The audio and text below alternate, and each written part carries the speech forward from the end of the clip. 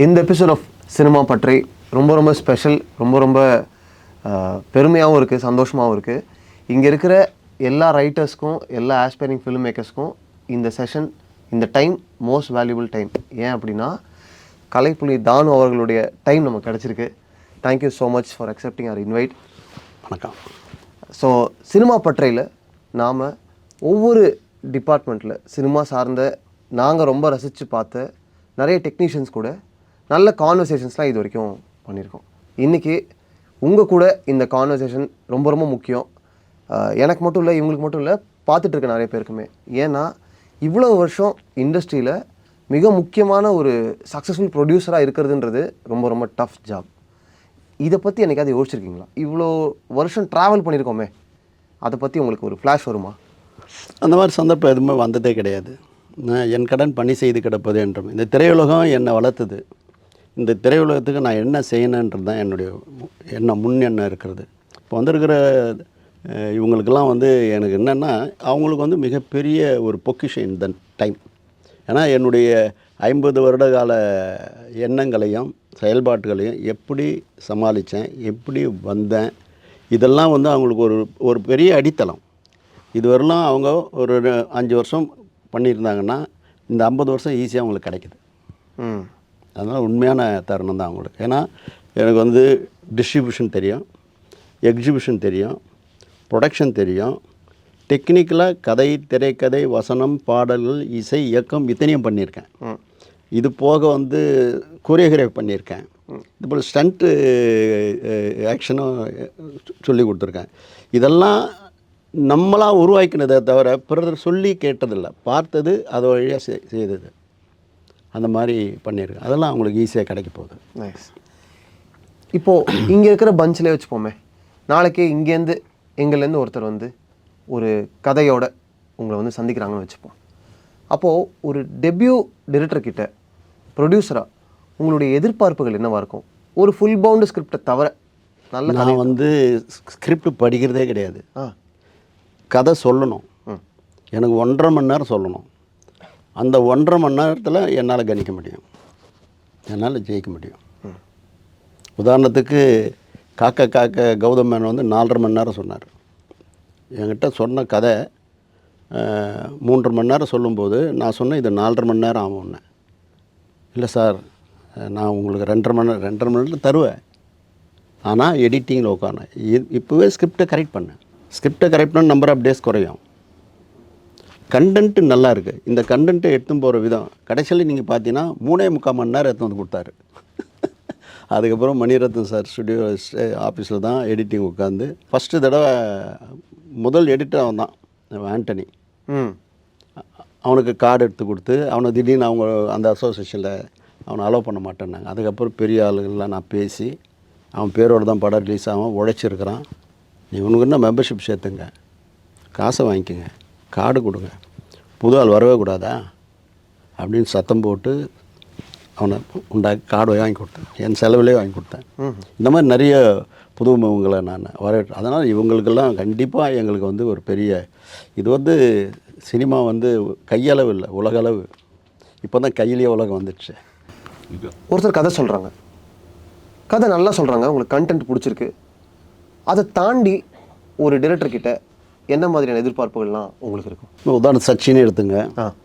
John Mahendran அதுதான் முதல் படம், தமிழுக்கு அவர் தான் முதல் படம். பட் கதை சொல்லும்போது பிடிச்சி போச்சு. ஸோ உடனடியாக நான் அவருக்கு சப்போர்ட் பண்ணது ஜீவான்ற பெரிய கேமராமேனை கொடுத்தேன். இப்போ அவர் ஒவ்வொரு பேட்டில் ஜீவா பற்றி புகழ்ந்து தள்ளினார். அதுக்கு நம்ம ஒரு காரணம். சரியான டெசிஷன்ஸை எடுக்கிறதுன்றது ஒரு ப்ரொடியூசருக்கு எப்பவுமே ரொம்ப முக்கியம். ஒரு வேளை ஏதோ ஒரு விதத்தில் ஒரு தவறான முடிவு எடுத்துட்டீங்க அப்படின்னா அதை எப்படி சரி பண்ணலாம்? அப்படிலாம் ஒன்றுமே சொல்ல முடியாது. தவறான முடிவுன்றதை விட உதாரணத்துக்கு சொல்லியிருப்போனால் புன்னகை பூவேன்னு ஒரு படம். சபா கைலாஷ், சபா தான், SD சபா தான் டைரக்டர். கிளைமேக்ஸில் அதாவது காக்கவும் புன்னகைப்பும் ஒரே நேரத்தில் ரிலீஸ் ஆகிறதுக்கு உண்டான தயாரில் இருக்குது. ஆனால் என்னுடைய பார்வைலாம் பாசம்லாம் புன்னகைப்பு மேலே தான். எதனால்?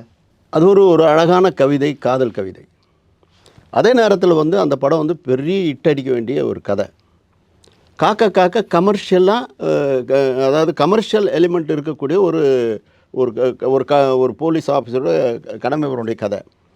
இது மேலே இருந்த எனக்கு ஒரு லவ், அதில் அது 90ன்னா இது 100 அப்படி இருந்தது. ஆனால் கிளைமேக்ஸில் நான் சொல்கிறேன், இதை எடுத்துடு, இது சரி வராது, உனக்கு மட்டும்தான் புரியும் கதையை நீங்கள் பார்த்தீங்கன்னா அந்த ரேகா கேரக்டர் வந்து அவள் தான் உண்மையாக அவனை லவ் பண்ணியிருப்பாள்.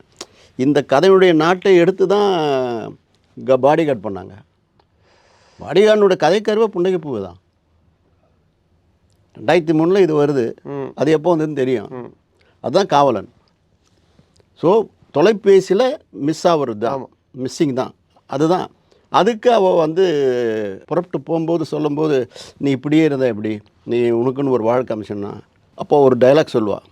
அந்த டைலாக் அப்படியே ட்ராவல் ஆனால் ஒரு சமாதி இருக்கும். அந்த சமாதியில் அவருடைய பெயர் தான் யாருக்கு புரியும்? திருவத்தூரில் இருக்கிறவங்க புரியுமா, மணியில் இருக்கிற சேக்காடில் இருக்க புரியுமா? ஸோ சென்னை நகரில் இருக்கிறவங்களும் புரியுறது ரொம்ப கஷ்டம். ஏன்னா எல்லாமே அவரை மாதிரி தேர்ந்த நிலையானவங்க கிடையாது. பாமரர் இருப்பாங்க, படிக்காதவங்க இருப்பாங்க, படித்தவங்களும் யோசனை பண்ணுவாங்க. அதனால் அந்த மாதிரி மிஸ் ஆகிறது. அதுக்காக நம்ம உடனே என்ன பண்ண முடியும்? இப்போ நீங்கள் கந்தசாமி எடுத்துங்க. கந்தசாமி வந்து படம் கமர்ஷியலாக பிரமாதமான படம். என்னை பொறுத்தவரையில் அது ஹிட் படம் தான். ஆனால் இன்னும் பெரிய ஹிட் ஆகிருக்கும். அப்போ நான் வந்து சொல்கிறேன், இந்த மாதிரி சுசி கணேசன், சுசி இந்த படம் வந்து 3 மணி நேரம் 10 நிமிஷம் இருக்குது, நீ 2.5 மணி நேரம் ஆக்கிடு. 3 மணி நேரம் 10 நிமிஷம் படம் பார்த்துட்டு ஒருத்தர் வீட்டிலேருந்து கிளம்பி வந்து டிராஃபிக்கில் தேட்டருக்கு வந்தான்னா அவனுக்கு ஒரு அரை மணி நேரம் 3/4 மணி நேரம் ஆகும். போகிறதுக்கு 1/2 மணி நேரம் 3/4 மணி நேரம், வண்டி எடுக்கிறதுக்கு போகிறதுக்கு ஒரு 10 நிமிஷம் ஆகும், இன்டர்வல் ஒரு 20 நிமிஷம் வரும். கிட்டத்தட்ட 5 மணி நேரத்துக்கு மேலே செலவு பண்ணணும் ஒருத்தன். அது ரொம்ப கஷ்டம். 2.5 மணி நேரம் வெயி எடுக்கிறதுக்கு நிறைய இடம் இருக்குது. ஒரு சேசிங்கும் லென்த்தாக இருக்கும். அங்கங்கே கை வச்சாலுமே போதும். ஒரு காலில் வந்து அண்ணே லகான்லாம் 3 ஹவர் மேலே இல்லையாண்ணா, அது வேறு இது வேறு. நான் இப்போ ஆக்சுவலாக அதான் கேட்க வந்தேன். உதாரணத்துக்கு சமீபத்திலேயே பேன் இண்டியா ப்ராஜெக்ட்ஸாக நிறைய படங்கள் வந்து 3 மணி நேரத்தை தாண்டிலாம் மவுண்ட் பண்ணுறாங்க, அப்படியே ரிலீஸும் பண்ணுறாங்க. அப்போ என்ன பண்ணலாம்? அது எப்படி? அதாவதுமா, இன்றைக்கி கரண்ட்டு ப்ராப்ளம் ஒவ்வொரு எக்ஸிபிட்டரும் அழுதுன்னு இருக்காங்க. எக்கச்சக்கமான இது அதில் பாதிப்பு இருக்குது. அதுக்கப்புறம் வந்து ஷோ வந்து ஒரு ஷோ கட் பண்ண வேண்டிய சூழ்நிலை வரும். 5 ஷோ போட முடியாது. இதெல்லாம் ரெவென்யூ பாதிப்பு.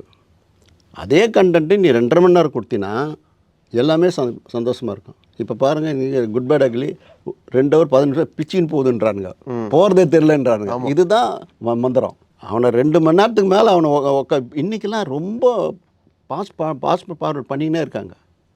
5 நிமிஷம் ஏதாவது ஒரு குறும்படம் பார்த்தா கூட அடுத்தது போயிடுவாங்க. அவனை 30 செகண்டில் அவனை காலி பண்ணணும், இல்லை 60 செகண்ட்லேயே குறும்படத்தை உட்கார வைக்கணும். இதுதான் நீங்கள் சொன்னது தான் உண்மை. 30 செகண்டில் அவனை காலி பண்ணணும், பார்க்குறவனை அரெஸ்ட் பண்ணிடணும். ஆமாம். நீங்கள் ரொம்ப சீனியர் ப்ரொடியூசர். நாங்களாம் பிறக்கிறதுக்கு முன்னாடி நீங்கள் ப்ரொடியூசர். அப்படி இருக்கும்போது இப்போ இருக்கக்கூடிய இந்த ரீல்ஸ் ட்ரெண்டு, வேகமாக வந்துட்டு இருக்கக்கூடிய ட்ரெண்டு, அதெல்லாம் நீங்கள் ஃபாலோ பண்ணுறீங்களா? ஃபாலோ பண்ண. இப்போ இந்த படம் போட்டு இது என்ன இது கேரிகேச்சர் இல்லை, இது இல்லை.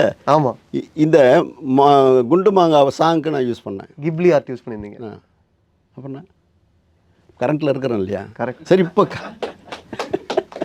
கரண்ட்டில் இருக்கிறது தான். அந்த பீரியடில் வந்து நான் லிரிக் வீடியோ பண்ணல. கரெக்ட். சச்சினுக்கு இன்றைக்கி லிரிக் வீடியோ பண்ணுறேன். அதே நேரத்தில் இன்றைக்கு இருக்கிற காலகட்டத்துக்கு அவருடைய பொலிட்டிக்கல் இமேஜுக்கு எந்த இடத்துல ஒரு சின்ன ஒரு ஊர் வரக்கூடாதுன்னு இதுலேயே ஒரு 2-3 சமாச்சாரத்தை கரெக்ட் பண்ணியிருக்கேன், எடிட் பண்ணியிருக்கேன். ஓ, ரீரிலீஸ்க்காக? ஆமாம். சூப்பர் பாயிண்ட்டாக இருக்கு. அதெல்லாம் பண்ணியிருக்கேன்.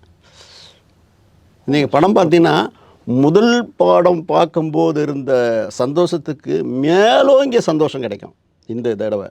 எனக்கு ஒரு முக்கியமான பிஸ்னஸ் டெசிஷனை பற்றி உங்கள்கிட்ட பேசணுன்ட்டு இருந்துச்சு.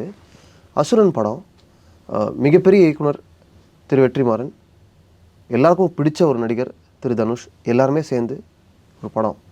ஜிவி பிரகாஷ்குமாரோடைய இசையில் நல்ல எதிர்பார்ப்போடு வருது. அந்த ஆடியோவை நீங்கள் வந்து ஓன் ரிலீஸ் பண்ணுறீங்க, கலைப்புலி ஆடியோ அப்படின்னு ஒரு லேபிள் லான்ச் பண்ணுறீங்க. இப்போ அந்த ஆடியோவை நீங்கள் வந்து ஒரு மியூசிக் லேபிளுக்கு ஈஸியாக அதிக காசுக்கு விற்றுருக்கலாம் இல்லையா? அது ஏன் நீங்களே ஓன் பண்ணீங்க? இல்லை, இன்றைக்கி வந்து ஆடியோ மார்க்கெட் வந்து ரொம்ப வளர்ந்துருக்கு. அதாவது ஒரு சேட்டலைட் விற்கிற அளவுக்கு வளர்ந்துருக்கிற அளவுக்கு சேட்டலைட்டு மேலே போகிற மாதிரி இருக்குது இப்போ இன்றைக்கி. ஸோ அந்த அதே நேரத்தில் நான் சொன்ன விலைக்கு அவங்க வாங்கலைன்னா எனக்கு கண்டென்ட் மேலே நம்பிக்கை இருக்குது, பாட்டு மேலே நம்பிக்கை இருக்குது, நம்மளோட ஓன் ரிலீஸ்னு. அதே மாதிரி வியாபாரமும் பண்ணி காமிச்சேன், வருமானமும் வந்தது. இப்போ அது ஒவ்வொரு நாளும் அந்த பாட்டு கேட்குறவங்க, பாட்டை பார்க்குறவங்களுக்கெல்லாம் எனக்கு காசு வந்துன்னு தான் இருக்குது. கரெக்ட். இது எனக்கு லாபம்தான். லேபிளுக்கு விற்கல ஓகே, ஆனால் எங்கே உங்களுடைய ஸ்மார்ட்னஸ் எனக்கு தெரிஞ்சதுன்னா, அதை வந்து ஒரு ஆடியோ ஸ்ட்ரீமிங் பிளாட்ஃபார்ம் கூட நீங்கள் எக்ஸ்க்ளூசிவாக ஒரு டீல் ஒன்று சைன் பண்ணுவீங்க. ஆமாம். அதை பற்றி சொல்லுங்கள், அந்த ஐடியா உங்களுக்கு எப்படி வந்துச்சு? இல்லை, என்னை நோக்கி வரும்போது நான் ஒரு கோடின்னு சொன்னேன். அந்த 1 கோடிக்கு அவங்க வாங்கினாங்க. வார்த்தை மாறக்கூடாது, கொடுத்தேன். அவங்களும் சந்தோஷப்பட்டாங்க, நானும் சந்தோஷப்பட்டேன். அது ஒன்லி ஃபார் ஓடிடி தான். ஆமாம், கானா எக்ஸ்க்ளூசிவ். நைஸ். ஸோ இந்த மாதிரியான க்ரியேட்டிவ் டெசிஷன்ஸ் இருக்கு இல்லையா, இதை எடுக்கிறதுக்கான டைமிங்னு நீங்கள் ஏதாவது ஒன்று எடுத்துப்பீங்களா? அதாவது நடைமுறை வழக்கத்தில் வரக்கூடியதில் நம்ம ஓன் டிசிஷன் எடுக்கிறது தான். இதுக்காக யார்கிட்டையும் போய் கேட்கணுன்ற அவசியமே கிடையாது. நம்ம மனசுக்கு படுறது செய்கிறோம், அது நியாயமாக இருக்கும். இன்னொருத்தர் கொடுத்து அவன் பாதிக்கிறது நம்மளே வச்சு நம்மளை பாதிச்சாலும் தப்பு இல்லைல்ல. இப்போ உங்களை மாதிரியான ஒரு சீனியர் ப்ரொடியூசர் கூட ஒர்க் பண்ணும்போது சில டிரெக்டர்ஸ்க்கு, முக்கியமாக யங் டிரெக்டர்ஸ்க்கு வந்து ஏதோ ஒரு சின்ன சேஞ்ச் ஆர் எக்ஸ்ட்ராவாக ஒன்று பண்ணணும் அப்படின்னா ஒரு பயம் கலந்த மரியாதை இருக்குல்ல, அதை உடச்சிட்டு எப்படி வந்து பேசுறது? ஏன்னா அதெல்லாம் எதுவுமே கிடையாது. உதாரணத்துக்கு சொல்ல போனால் அரிமா நம்பி ஆனந்த் சங்கர் தான் முதல் படம். ஆமாம், துப்பாக்கியிலேருந்து அவனுடைய ஒர்க்கு பிடிச்சது கூப்பிட்டு கொடுக்குறேன். அந்த படத்தில் அவன் என்ன நினச்சானா செஞ்சு கொடுக்குறோம், அதுக்கு மேலேயும் செஞ்சு தரோம். அதேமாதிரி சந்தோஷ் கணிதன் பண்ணுறான், அவனும் முருகதாஸ் அசிஸ்டன்ட் தான், அவனுக்கு நினச்சதுக்கு மேலே பண்ணி கொடுத்துருக்கோம். இந்த மாதிரி நிறைய இருக்குது. சில பேர் வருவாங்க சங்கடப்பட்டுக்குன்னு வந்து நின்று, சார் கொஞ்சம் இதே சுற்றி வளைக்காது, என்ன வேணும் சொல்லு. அது வந்து நம்ம முகவரி துறை வந்து கேட்பான், தொட்டி ஜெயாவில் பண்ணி கொடுப்பேன். இப்போ நீங்கள் சொன்னீங்க இல்லையா, துப்பாக்கி படத்தில் ஆனந்த் சங்கர் ஏடியாக ஒர்க் பண்ணாங்க, அவங்களுடைய ஒர்க் பிடிச்சிருந்துச்சு அப்படின்னு. ஒரு டிரெக்டரோட ஒர்க்கை ப்ரொடியூசரால் கணிக்க முடியும், ஒரு ஏடியோட ஒர்க்கை நீங்கள் எப்படி கணிச்சிங்க? அவனுடைய சின்சியாரிட்டி எந்த விதத்தில்? எல்லா வகையிலையும். ஒரு படம் ஆரம்பிக்கும்போது எல்லாத்துலேயும் உள்ளே போயிட்டு வருவாங்க அவங்க. நீங்கள் ஒரு இடத்துலையே அந்த காஸ்டியூம் மாத்திரம் பார்க்க போகிறதில்ல, கண்டினியூட்டி பார்க்க போகிறதில்ல, மியூசிக்கிலேருந்து எல்லாமே டைரக்டரோட அந்யோன்யமாக ட்ராவல் ஆவாங்க. ஒரு 3-4 பேர் அதில் வருவாங்க.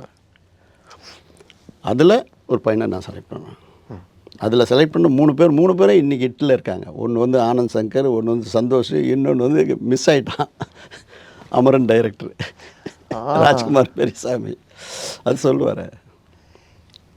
ராஜ்குமார் பெரியசாமி பற்றி பேசும்போது அவங்களும் சரி, இன்னும் நிறைய டேரக்டர்ஸும் சரி, நானுமே சில ப்ரொடியூசர்ஸ்லாம் பேசும்போது ஏதோ ஒரு தடை ஆர் அவங்க ப்ராஜெக்ட் ஏதாவது டிலே அப்படின்னா நீங்கள் ஃபோன் பண்ணி பர்சனலாக விசாரிக்கிறத பற்றி அவங்க சொல்லுவாங்க. இது எவ்வளோ முக்கியம்னு நினைக்கிறீங்க? இல்லை, இது நம்ம சினிமா நம்மளை வளர்த்தது இல்லையா.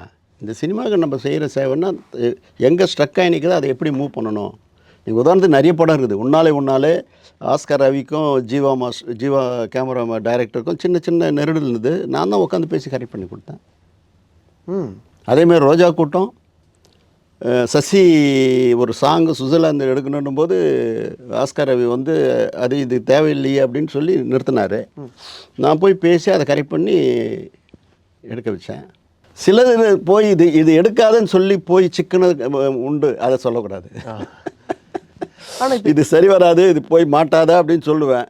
இப்போ இதில் இதெல்லாம் நீங்கள் ஈஸியாக விலகிடலாம்ல, ஆனால் நீங்கள் பண்ணுறீங்க கரெக்டாக. அண்ட் இதை பண்ணுறதுக்கு வந்து ஹியூமன் மேனேஜ்மெண்ட் ஸ்கில்லும் ரொம்ப முக்கியம். கரெக்டாக சொல்லணும். இப்போ 3 பார்ட்டி இன்வால்வ் ஆகிருக்கீங்க அப்படின்னா யாருக்குமே ஒரு மனசு நோகாமல் சொல்லணும் இல்லையா, அது எப்படி நீங்கள் ஹேண்டில் பண்ணுறீங்க? நம்ம நடந்துக்கிற விதம் தான் தம்பி ஹேண்டில்ன்றதில். அதாவது அவர் வழியில் போய் நம்ம வழிக்கு திருப்புறதுன்னு ஒன்று இருக்குது. முதல்ல கோபமாக பேசும்போது நியாயம்தான் சொல்லி, அதுக்கப்புறம் இதனுடைய விளைவுகளை நம்ம சொல்லி, இந்த விளைவுகளால் என்னென்ன பயன் இருக்குது, யார் பாதிக்கப்படுவாங்க, இது உன்னால் நடக்கணுமா, நம்மளால் நடக்கணுமா, நம்மளாலும் தான் சொல்லுவேன், உன்னாலும் சொல்ல மாட்டேன். நம்மளால் இது தேவையா, நம்ம கொஞ்சம் விட்டு கொடுத்துட்டு போகலாமே, நீ கிழக்கு சீமலை பார்க்கலையா, விட்டு கொடுத்து வாழ்ந்தால் வெட்டு குத்து இல்லைன்னு தானே முடிச்சுப்பேன்.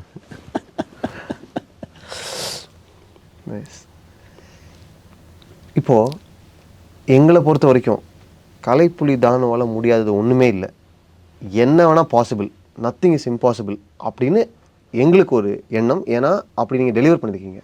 பட் உங்களுக்கே டஃப்பாக சேலஞ்சிங்காக இருந்த ஏதாவது ஒரு அனுபவம் உண்டா ஒரு ப்ரொடியூசராக?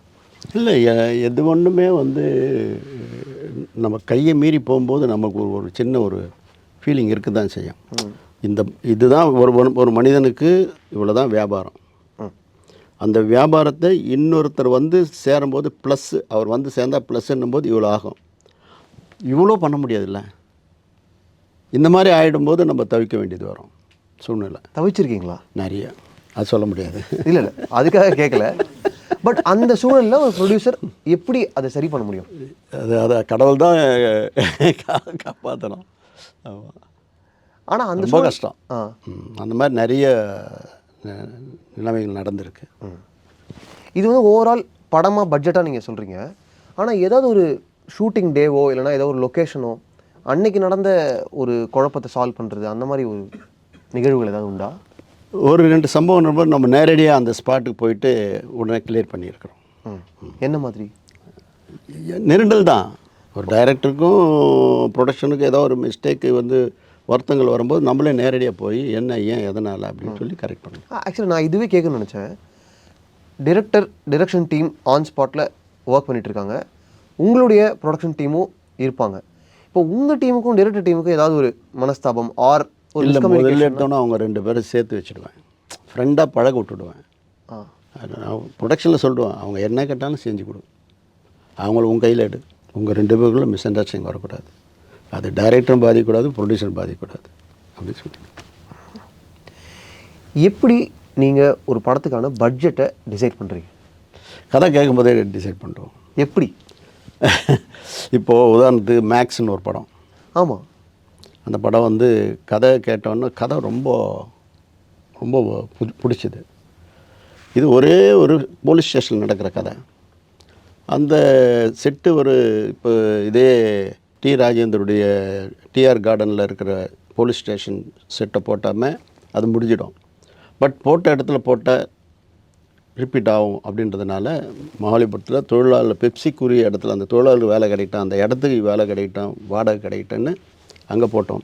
ஓகே. ஆனால் அது ஆரம்பிக்கும்போது 60 நாள் தான் ஆரம்பிக்கிறோம். ஆனால் அது 170 கால் ஷீட்டு 140 நாள் ஆகுது. அதெல்லாம் அபரிதமான செலவு தான். கம்மியாக பண்ணி அதிக லாபம் அடையணும் போது அது மிஸ்டேக் ஆகிடுது. எனக்கு என்ன தெரியுமாங்க, ஜென்யூன் கொஸ்டின், காசு இன்வெஸ்ட் பண்ணும்போது இந்த மாதிரி தவறுகள் நடக்கும்போது கோபமும் வரும்ல? வருத்தங்கள் வர, என்ன பண்ணுறது, நம்ம நீ முதல்ல வந்து ஆரம்பத்தில் எல்லாம் சகஜமாக இருக்கும். ஆனால் 100க்கு 99% அந்த மாதிரி நடந்ததில்லை. எங்கோ ஒரு இடத்துல பிசுறு நடக்கும். எங்கோ ஒரே ஒரு மனிதரால் அந்த தவறு நடக்கலாம். ஆனால் நீ இறங்கின பிறகு நீ சண்டை போட்டு இருக்க முடியாது. நீ நீ 10 கோடி 15 கோடி இன்வெஸ்ட் பண்ண பிறகு மிஸ் அண்டர்ஸ்டாண்டிங் வரக்கூடாது. வந்தால் விட்டு கொடுத்துடணும். ப்ரொடியூசர் விட்டு கொடுத்துட்டு படத்தை முடிச்சுட்டு வெளில வந்துடணும். மேக்ஸிமம் கேட்டு பார்க்கணும். அடமெண்ட்டாக இருந்தால் அவங்க வழிக்கு போய் நம்ம வேலையை முடிச்சுட்டு வந்துட வேண்டியதான். ஒரு ப்ரொடியூசராக சில முடிவுகள் எடுக்கும்போது உங்களுடைய நண்பர்கள் ஆர் இண்டஸ்ட்ரியில் இருக்கக்கூடிய வெல்விஷர்ஸ் பல நேரங்களில் இது பண்ணலாம் ஆர் இதை பண்ணவே கூடாது, இது வேணாம்ப்பா அப்படின்லாம் சொல்ல வாய்ப்பு இருக்குது. அப்படி எல்லாருமே வேணான்னு சொல்லி நீங்கள் தைரியமாக ஒரு முடிவெடுத்து ஜெயிச்ச ஒரு கதை உண்டா? நிறைய இருக்குது. சில நேரங்களில் சில கதையை ரொம்ப லவ் பண்ணி எடுப்போம். கடைசியில் அது வந்து நம்ம ஷூட்டிங் போகிறதில்ல, அது வேறு மாதிரி ஒரு படமாக எடுத்து வந்தோம். அந்த மாதிரி சங்கடமும் பட்டது உண்டு. நல்ல கதை சொல்லுங்கள், பாசிட்டிவாக. இப்போ எல்லாருமே வேணான்னு சொன்னாங்க, ஆனால் நான் நம்பினேன், அந்த டேரக்டரும் ஜெயிச்சார், அந்த படமும் ஜெயிச்சார். நீ காக்கட்டு போனால் இப்போ பல பெரிய நிறுவனத்துலாம் அவர் போய் சொல்லி, மிகப்பெரிய நிறுவனம், ஓங்கி வளர்ந்த நிறுவனம், அதுக்கப்புறம் நம்பர் 1 அவங்களுக்கு அடுத்து செகண்டில் இருக்கக்கூடிய இன்னொரு நிறுவனம் இவங்கெல்லாம் கேட்டு பண்ண முடியாத ஒரு கதையை நான் கதை கேட்டு ஓகே பண்ணேன். அது காக்க கௌதம் என்ன சொன்னேன், உங்கள்கிட்ட சொன்னேன் சார், இவங்ககிட்ட சொன்னேன், நான் நீங்கள் தான் சார் பண்ணி கொடுத்தீங்க அப்படின்னா. இன்னமும் நம்ம குட் புக்கில் இருக்கார் அந்த டைரக்டர். இப்போ பேசிகிட்டு இருக்கும்போது சொன்னீங்க நான் ஷூட்டிங் போகிறதில்ல அப்படின்னு. எதனால்? அதாவது எனக்கு வந்து ஒரு படிப்பினை பாடம் தான். என்னென்னா பேசிக்கலாக நமக்கு எல்லாமே உள்வாங்கிக்கிறோம். இப்போ உதாரணத்துக்கு வந்து சொல்லணும்னு நினச்சோமா நிறைய சொல்ல வேண்டியது வரும், டைம் இருக்காதுன்னு நினைக்கிறேன். யாருலேயே பார்த்தீங்கன்னா நான் முதல் படம் எடுக்கிறேன். அந்த படத்தில் வந்து வாலி சார் வந்து கிளைமேக்ஸ் சாங்கு எழுதி பிரமாதமாக பண்ணி கொடுத்துட்டாரு. அடுத்து சிம்பிளான சாங்கு அது கொடுத்து அவர் பிஸி ஆகிட்டார். அவருக்கால எழுதி கொடுக்க டைம் இல்லை. 2 மாதம் கடந்துடுச்சு. அப்போது இயக்குனர் யார் கண்ணங்கிட்ட சொல்லி சக்தி கண்ணங்கிட்ட கொண்டு நீ எழுதுன்றான். அவர் 2 பாட்டு எழுது, அள்ளி தந்த பூமி அன்னையல்லவா எழுதுனவர். இந்த படத்திலே வந்து ஆனை மேலே அம்பாரியம் பாட்டு எழுதுனவர். அவரும் டிலே பண்ணிட்டார். அப்போ நானே என்ன பண்ணேன், மோட்டர் பைக்கில் தான் அந்த படமே நாங்கள் எடுத்தது மோட்டர் பைக்கில் வச்சுன்னு தான் பண்ணோம். அப்போ பைக் ஓட்டி போகும்போதே அந்த தத்தகரத்தை வாங்கி நானே எழுதுகிறேன். அந்த தத்தகரன் தரனா நன்னா தரனா நன்னா தரனா தரனா தரனா தரனா தரனா, அதாவது கணவன் மனைவிக்குள்ளே ஒரு நடுப்புற ஒரு தீய சக்தி, ஒரு பேய் சக்தி உள்ளே போகிறது. மனைவி கணவன்கிட்டேருந்து அந்த தீய சக்தியினுடைய பார்வைக்கு அவன் நடக்கும்போது அவன் பின்னாலேயே போகிறான். பூஜை ரூமில் இருக்கிற மணி சத்தம் கேட்டு அலர்ட் ஆகிறான். நம்மளுக்கு ஏன் இந்த நிலமை, நம்ம ஏன் அவன் பின்னால் போனோம், இதுக்கு நீ தான் காரணம், கடவுளை காமிக்கிறா, நீ பதில் சொல்லுன்னு ஒரு கோயிலாக ஒவ்வொரு ஊராக போகிறான். மனைவியை பிரிஞ்ச கணவன் பொண்டாட்டியை தேடி அவன் பட்டாளத்துக்காரன் தண்ணி வச்சுட்டு மனைவியை தேடி ரோடாக சுற்றி. இந்த சுச்சுவேஷனில் பாடல் நான் எழுதினேன். வருவாளோ தேவி தெருவோரம் பாவி தினமும் தேடும் படலம் தொடரும் வருவாளோ தேவி. இந்த கதையை உள்ள எடுத்துன்னு வந்துட்டேன். ஸோ ஒரு மிகப்பெரிய கவிஞர் என்ன எழுதுவாரா, அதை நான் தாயாக நீ இருந்தால் சேயாக நான் தவிழ்ந்தேன், விதி செய்ததா நான் பிரிந்தது, சதி என்பதா நான் அலைவது, என்னை மறந்து மனை துறந்தி நீ செல்வதா, உன்னை நினைந்து மனம் வருந்தி நான் அலைவதா, தேவி எங்கே பாவி எங்கேன்னு எழுதுனேன். அம்பாலை வேண்டி சென்றாய் அருள் பெற்று வாராயோ, புயல் வந்ததே நம்முறவில்லை பேய், இருள் சுந்ததே என் வாழ்விலை. இங்கே தான் இப்போ முக்கியமான கொஸ்டின் வருது. இப்போது முதல்ல நீங்கள் அப்படி ஒன்று பண்ணுறீங்க. அதனால் அதே நேரத்தில் என்ன, கூலிக்காரனில் வந்து குதிரைமுக்கில் ஒரு பாடல் காட்சியில் வந்து ரூபினி வந்து விஜயகாந்த் பாடிட்டு வந்து நிறுத்துவார். இந்த அம்மா இன்னொரு மூமெண்ட் கொடுக்கும்போது கண்ணை மூடிடுவாங்க. சார் கண்ணை மூட்டாங்க அப்படின்ட்டேன். இல்லை கரெக்டாக இருக்குது அப்படின்ட்டார் ராஜசேகர், பெரிய டைரக்டர். அப்புறமா லஞ்ச் பிரேக்கில் என்னை கூப்பிட்டாரு. எல்லார் எதிர்க்கும் நீ சொல்லிட்ட, எனக்கு அசிங்கம், அதனால் தனியாக சொல்லுங்கள் அப்படின்னாரு. இதே மிஸ்டேக்கு இது அன்னிலேருந்து நான் வந்து உள்ளே நுழையிறத நிறுத்திக்கினேன். நீங்கள் பார்த்தீங்கன்னா காக்கா தமிழ் வருஷனில் ஜீவன் சுடுவான், ஹீரோயினுக்கு வந்து குண்டடி படம், சூர்யா இந்த இடுப்பில் கை வச்சு பார்ப்பார். பார்க்கும்போது ஆன்னு கத்துவார், ஏன்னா கையில் ரத்தம். ஆனால் டைரக்டர் இந்த சஜஷனில் அதை எடுக்கலை. அதே ஷாட்டு அது நான் பார்த்துட்டு சொல்ல முடியாது, ஏன்னா படம் முடிஞ்சு போச்சு, ரிலீஸ் ஆகி போச்சு. Venkatesh hero, Asin heroine, director Gautham Menon. அதே ஷூட் நடக்குது தெலுங்கில். அதே மாதிரி ஷாட் எடுத்துட்டார். உடனே நான் தனியாக அந்த பாடம், எனக்கு ராஜசேகர் கொடுத்த பாடம், நான் தனியாக கௌதம் மேனன் தனியாக கூட்டின்னு போகிறேன். கௌதம், தமிழில் நீ இந்த ஷாட் எடுக்கும்போது ஹீரோ கையை பார்த்து ஃபீல் பண்ணி அழுகுறாரு, அது ரத்தம் இருக்குதுன்னு அவர் இமேஜினேஷன். அவர் அழுகுறான்றது நம்மளுக்கு தெரியும். ஆமாம், இது பார்த்து தான். ஆனால் குக்கிராமத்தில் மக்களுக்கு தெரியாது, என்னவோ பார்த்தா அழுகுறான் அப்படின்னு தான் வருவாங்க. ஆனால் இந்த சஜஷன் ஒரு ஷாட்டு கையில் ப்ளட் போட்டு எடுத்துரு அப்படின்னு சொன்னேன். அதை எடுத்தார், உடனே எடுத்துட்டு அந்த ரஷ் பார்க்கும்போது தேங்க்யூ தானே சார் அப்படின்னாரு. படம் பார்த்துனே இருக்கிற தேங்க்யூ தானே சார்ன்றார். அந்த ஷாட் இந்த மாதிரி அனுபவங்களும் இருக்குது. அதே மாதிரி நானே கதை திரைக்கதை வசனம் பாடல்கள் எழுதின படம் வந்து நல்லவன். அந்த நல்லவனில் வந்து அந்த படத்தில் ஹீரோயின் ராதிகா, அவங்க கலெக்டர் படத்தில். அந்த கலெக்டரு மணவரையில் உட்காந்து மணவரையில் தாலி கட்ட வேண்டிய சூழ்நிலை வரும்போது நான் வந்து 18,000 ரூபாய் நல்லி சில்க்ஸ்லேருந்து பட்டுப்போட வாங்கி கொடுத்துட்டேன். டைரக்டர் எங்கள் எஸ்பி தான் சொல்லணும் அவனை, ஏன்னா கடவுள் அவர் புடவை பார்த்துட்டு பில்லுப்பா, 18,000 யார் வாங்குறதுன்றாரு. சார் புடிச்சது தான் சார், கூப்பிட்டு வர தானே சார், என்னென்னு 18,000 ரூபாய் சார், கலெக்டர் பெரிய பணக்கார விட்டு பொண்ணு தானே சார், பணக்கார விட்டு பொண்ணு உங்கள் கதையில் நீங்கள் படத்தில் பண்ணும்போது போப்பா 400 ரூபாய்க்கு படம் எடுத்துன்னு வாப்பான்ட்டார். 400 ரூபாய்க்கு படம் எடுத்துன்னு வந்து அதை அந்த ஷார்ட்டை காமிக்கும்போது தானே சார் உங்கள் 18,000 படம் எப்படி இதுன்னு கேட்டார். ஸோ ஒரு ப்ரொடியூசரு எவ்வளோ மிச்சம் பண்ணுறாரு. கரெக்ட். ஸோ அதனால தான் அவருக்கு மனிதரில் புனிதர்னு கொடுத்தேன். இந்த மாதிரி அனுபவங்கள்லாம் நிறைய இருக்குது. நீங்கள் ஒரு க்ரியேட்டிவ் பர்சனாகவும் இருக்கும்போது நீங்கள் பாடல்கள் எழுதியிருக்கீங்க, கதை எழுதியிருக்கீங்க. பட் எப்போ தேவையோ அப்போ மட்டும் அதை பண்ணலான்னு உங்களை நீங்களே ஒரு கட்டுக்குள்ள இல்லை, அந்த தெருப்பாடன் கதையோடு நான் பேனாவை எடுத்து வச்சிட்டேன்.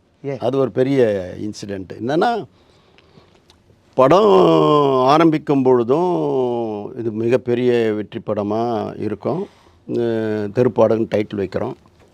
படம் வந்து முடிஞ்சு கலைஞர் தலைமையில் பாடல் வெளியீடு, ரஜினி சார் வெளியிட கலைஞர் பெற்றுக்கொள்கிற விஜயகாந்த் முன்னிலையில் நடக்குது வள்ளுவர் கோட்டத்தில். கலைஞருக்கு முகம் மாத்திரம் 50 அடி வைக்கிறேன் கட் அவுட்டு. ரஜினி சாருக்கு 45 அடி, விஜயகாந்த் 45, முகம் மாத்திரம் வச்சுருக்கேன் தான். அதெல்லாம் ரெக்கார்டு, யாரும் பண்ணதில்லை. அந்த விழா முடிஞ்ச உடனே ஒரு புயல் அடித்து அந்த கட் அவுட்லாம் சாஞ்சி அண்ணா சிலை பீடம் இருக்குது வள்ளுவர் கோட்டத்துக்கு முன்னாடி. அந்த சிலையே கீழே தவிழ்ந்துடுச்சு. நான் விழுந்ததுன்னு சொல்லலை, தவிழ்ந்ததுன்னு சொல்கிறேன். உடனே டிஆர் பாலு மாவட்ட சபை வந்து அதெல்லாம் எடுத்து வச்சு அது அப்போ பாட்னாவில் எலெக்ஷனுக்காக கலைஞர் போயிருக்காரு. அவர் தெரிஞ்சால் ஃபீல் பண்ணுவார் தானே, என்ன தானே இந்த மாதிரி என்ன சார் நான் பண்ணதுக்கு சாரத்து புயல் அடித்ததுக்கு நாங்கள் என்ன சார் பண்ண முடியும் அப்படின்னு சொல்லி அதுக்கப்புறம் இப்போ வந்து அவ்வளோ எத்தனை புயல் மழை எத்தனை இருந்தாலும் அந்த சிலை அப்படி ஒரு சூழ்நிலை உருவாக்கி வச்சுருக்காங்க. இந்த மாதிரி ரிலீஸ் ஆகிறதுக்கு ஒரு மாதம் பாடல் ரிலீஸாக பாட்டெல்லாம் ஹிட்டு. ஒரு தயாரிப்பாளர் இசை பண்ணி மிகப்பெரிய வெற்றி அடையுது. வெற்றி அடையும் பொழுது அதுக்கப்புறம் திரையுலகில் இருக்கக்கூடிய ஒரு முக்கியஸ்தர் இசைத்துறை சம்மந்தப்பட்டவங்க அவங்க சொல்கிறது தான் வேதம். விஜயகாந்தியா ராவத்திரி கூப்பிட்டு இந்த தெருப்பாடகன்ற டைட்டில் மாற்றிடுங்க. டிஆர் மகாலிங்க தெருப்பாடகன் படத்தில் நடித்தார், தெருக்கு போயிட்டார், அதனால் நீ போகக்கூடாது, நீ தானுக்கிட்ட சொல்லி மாற்றுன்னு என்னை கூப்பிட்டு 2 பேர் கேட்குறாங்க. கேட்டவுடனே நான் என்ன பண்ணேன், சார் என்னால் நீங்கள் வந்து ரோடுக்கு போகணுன்றத அவர் சொன்னார்னா தாராளமாக நீங்கள் டைட்டில் நீங்களே சொல்லுங்கள் சார்ன்றேன். புதுப்பாடகன் வச்சுங்கன்ட்டாங்க. புதுப்படம் ஓகேன்ட்டு புதுப்படம் மாற்றி ரிலீஸுக்கு ஒரு மாதம் இருக்கும்போது நான் 20 நாள் இருக்கும்போது இதெல்லாம் நடக்குது. 1 மாதம் இருக்கும்போது அப்புறம் டபுள் பாசிட்டிவ் காமிக்கிறேன். டபுள் பாசிட்டிவ் பார்த்து ராவுத்தர் பார்த்தாரு, விஜயகாந்த் பார்த்தாரு, எல்லாம் பார்த்துட்டாங்க. அதில் என்ன கதை பிரகாரம் என்னென்னா, ஒரு வில்லேஜில் ஒரு சோமயாஜிலுன்ற ஒரு ஓப்பனிங் எடுத்தோன்னா சோமயாஜில் ஒரு குளத்தங்கரையில் குழந்தைங்களெலாம் பாட்டு சொல்லி தருவார். ரிப்பப்ப மரி ரீச நீ சரி சரி நீ சரி சரின்னு குழந்தைங்க தப்பாக பாடும். அப்படி இல்லைம்மா ரிப்பப்பன்னு சொல்லுவாங்க. அப்போ ஒரு கணப்பு சத்தம் கேட்கும். சோமயாஜில் பாயிண்ட் அவுட் கேமரா ரைட்டில் பேன் பண்ணால் ஒரு கேரக்டர் தூணுக்கு பின்னாடி ஒரு மண்டபம் மாறு 4 கால் மண்டபம் இருக்கும். அந்த மண்டபத்துக்கு பின்னாடி தூணுக்கு பின்னாடி ஒரு முதுகு தெரியும். அவருடைய கையில் ஒரு ஃபோட்டோ இருக்கும். அந்த ஃபோட்டோ வந்து அமலா ஃபோட்டோ. அவர் என்ன சோமயாஜி சந்தம் சொன்னாரோ இந்த கேரக்டர் பாடம் யாருன்னு தெரியாது. ஒரு கேரக்டர் ஃபோட்டோ, இந்த கை தான் ஷாட் இருக்கும். இந்த ஃபோட்டோ உன்னை நினைந்து நான் உருகி நின்றேன், உளம் நெகிழ்ந்தேன், கண்மணியே நீ என்னை பிரிந்தாய், கண்மணியே நீ என்னை பிரிந்தாய்னு கேமரா ஃபோட்டோவில் வந்து கை கிட்டால் முகத்து வரும்போது கண்கள் பஞ்சடைஞ்சு பரட்ட தலை கீஞ்சி போன ஜிம்மா கீஞ்சி போன ஜோல்னா பை மாட்டு விஜயகாந்த் கேரக்டர் கேமரா இப்படி நடந்து போயின்னு இருப்பார். சோமயாஜில் கிராஸ் பண்ணும்போது எப்படிலாம் வளர்ந்தவன் ஒரு பொண்ணால் இப்படி ஆகிட்டான்னு கடவுளே மேலே டில்டப் கேமரா பாவம் பேர்ட்ஸ்லாம் பாருங்க லல்லா மலையை கொடைஞ்சி பாதையை மச்சான் வரவுக்கு மனசில் தான் ஆசை வளர்த்தேன் மச்சான் வரவுக்குன்னு சைல்டுஹுட்டில் பாடின பாடிக்கினேன். அப்படியே அந்த பாட்டிலே அவங்க விஜயகாந்தாவாங்க, அமலாவாங்க. எண்டில் அமலா ஒரு திருவிழாவில் வில்லன் கோஷ்டி வந்து பக்தர்கள் வேஷத்தில் வந்து உள்ளே போடுவாங்க. இவர் வந்து குழந்தைகளுக்காக கத்தி போடுவார். கத்தி உடம்பு அறுத்துக்குன்னு அவர் வேண்டுதல் நிறைவேற்றுறாரு. ரவுடிங்களும் பக்தர்கள் வேஷத்தில் வந்து கத்தி எடுத்துன்னு வந்து அவர் குத்த வருவாங்க. அமலா கேரக்டர் வந்து உள்ளே பூந்து அந்த கத்தி குத்த வாங்குவா. அவள் விழுவா. அப்படியே இவர் போய் எல்லாரையும் அடித்து யாரை க்ளோஸ் பண்ணிட்டு வந்து பார்க்கும்போது டெத்தாவா. அப்படியே எழுந்து நடப்பார். தானா நான் 200 கிரேனில் ஒரு ஷாட் எடுத்துருப்பேன்.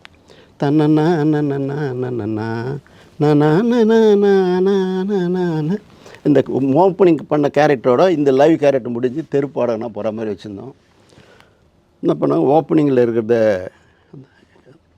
சோமயாஜியில் கேரக்டர் அப்படியே தூக்கி சன்ரைஸில் இந்த லல்லான்னு குழந்தைகள் பாடுறது ஆகி அமலா விழுவா டெத்தாவா அதோட கட் பண்ணி எண்டு ஷாட்டை தூக்கிட்டு அன்றைக்கி பேனை எடுத்து போட்டேன். அதுலேருந்து நான் எழுதுறதில்ல, டைரக்ட் பண்ணுறதும் இல்லை. நம்ம நினச்சதை எடுக்க முடியல வருத்தமா? அதான் அந்த வருத்தம் தான். ஆனால் இந்த கலைகளுக்கு ஒரு மிகப்பெரிய ஒரு ஜாம்பவான் கிடச்சி. எனக்கு என்னென்னா அதுக்கப்புறம் நீங்களே ஒரு ஸ்ட்ராங்கான ப்ரொடியூசர் ஆகிட்டீங்கல்ல, கரெக்டில் உங்கள் முடிவுகளை மாற்ற முடியாத நிலைமை வருது. நிறைய பேர் வந்து டியூன்லாம் கேட்பாங்க, டியூன் கொடுப்பேன். என் பேர் அருண். நான் வந்து ஆக்டிங்கும் ஸ்க்ரீன் ப்ளே ரைட்டிங் டைரக்ஷன் எல்லாமே பண்ணிகிட்ருக்கேன். என் கொஸ்டின் என்னென்னா, எனக்கு முன்னாடி படங்கள் எப்படி இருந்துச்சுன்னு எனக்கு அவ்வளோ விவரம் தெரியாது.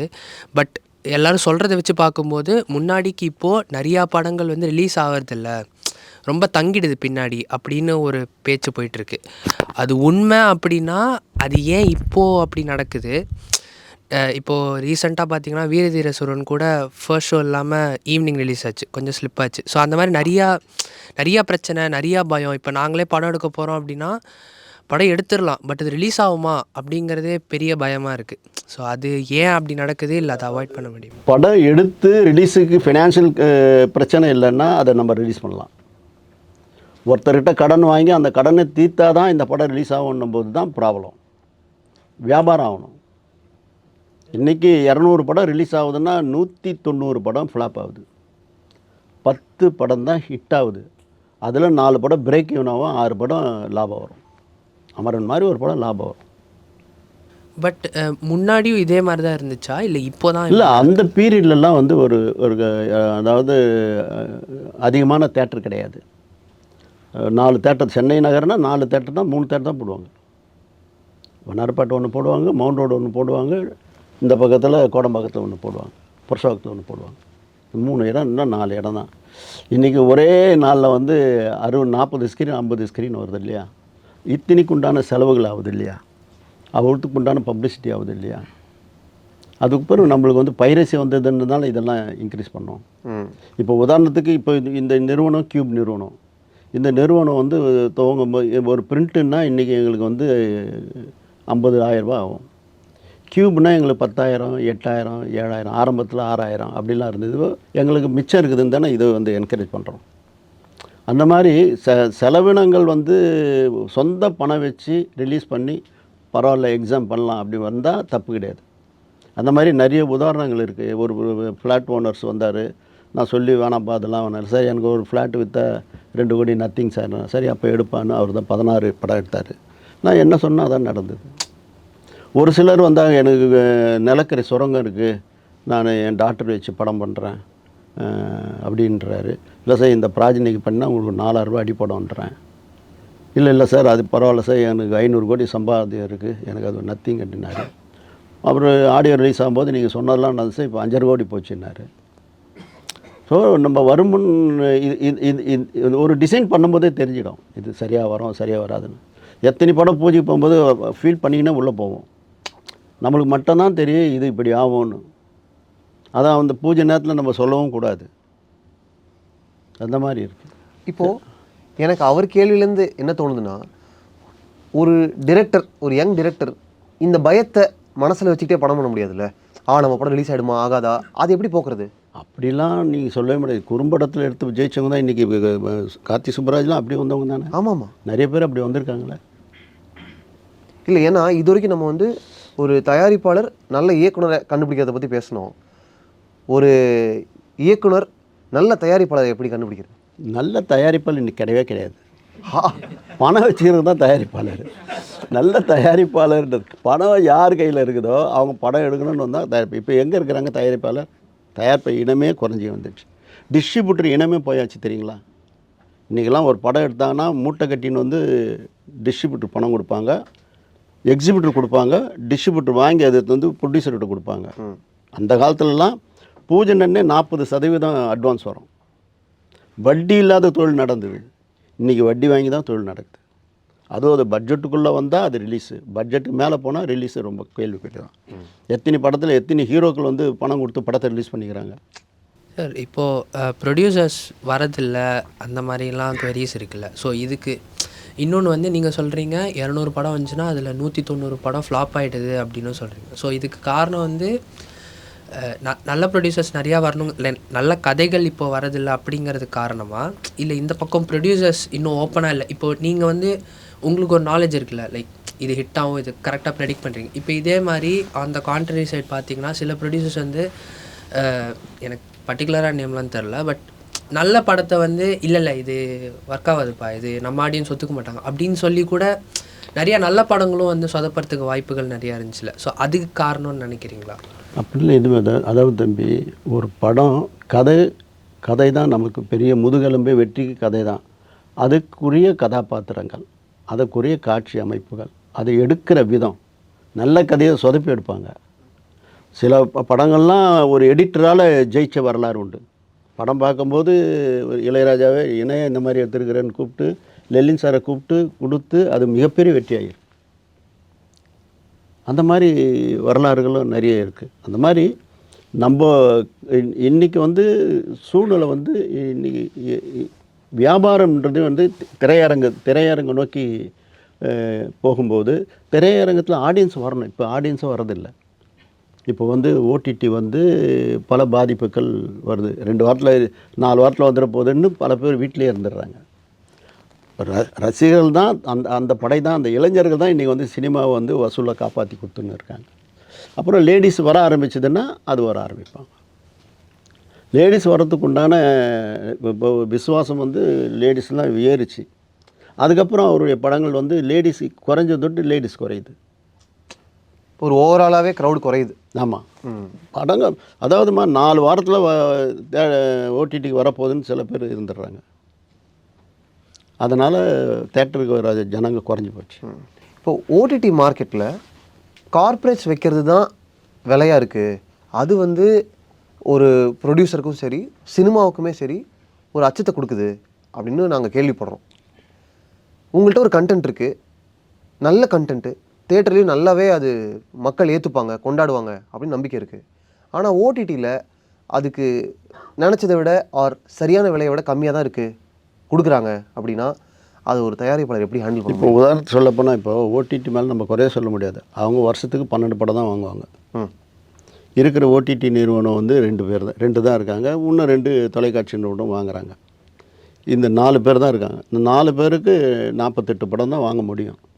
அவங்க இந்தியாவில் இருக்கிற அத்தனை படத்தையும் சேர்ந்து தான் வாங்க. அதாவது தெலுங்கில் படம் பெரிய படத்தை வாங்கினா அது தமிழ்லேயும் பார்த்துட்றாங்க. கரெக்ட். கன்னடத்தில் ஒரு படம் யாஷ் படம் வருதுன்னா அது தமிழ்லேயும் பார்த்துறாங்க. இந்த மாதிரி பேன் இண்டியா படம் வரதொட்டு ஒரு 10 படம் அதில் போயிட மாட்டுது. 38 படம் தான் வரும். இந்த 38 படத்தை அவங்க சொல்கிற ரேட்டு கொடுக்கணும். அதுக்குண்டான பட்ஜெட்டில் இவங்க படம் பண்ணியிருந்தாங்க, ஈஸியாக கொடுத்துட்டு லாபத்தோடு வெளில வந்துடுவாங்க. இப்போ அவங்களுக்கும் வியூவர்ஸ் குறையிறாங்கன்றாங்க. இப்போ கன்னட படம் பார்த்தீங்கன்னா கன்னட படம் வாங்கிறதுக்கு அதிகமான பேர், ஏன்னா வியூவர்ஸ் குறைஞ்சிட்டாங்க, எங்களுக்கு அதிகம் இல்லை, தமிழில் இருக்கிற மாதிரி தெலுங்கில் இருக்கிற மாதிரி எங்களுக்கு இல்லை அப்படின்றாங்க. அது அவங்க பக்கம் நியாயம் இருக்குது. ஸோ இதை வந்து என்னென்னா கூடி பேசி ஈகோவை விட்டுட்டு படம் எடுக்கணும். அந்த படம் எடுத்து அது நியாயமான ஆள் தான் எடுக்க முடியும். ஏன்னா நம்பி கொடுக்கணும் இல்லையா நடிகர்லாம். இப்போ வந்து ஆந்திராவில் சைடு பார்த்தா எல்லாமே ஷேர் பேசிக்கில் போகிறாங்க. ஆமாம், அது எல்லா லாங்குவேஜில் வந்ததுன்னா அது சினிமா ஆரோக்கியமாக இருக்கும். அது நல்ல தயாரிப்பாளர் மட்டும்தான் படம் பண்ண முடியும். சார் எனக்கு 2 கொஷின்ஸ் இருக்குது சார்.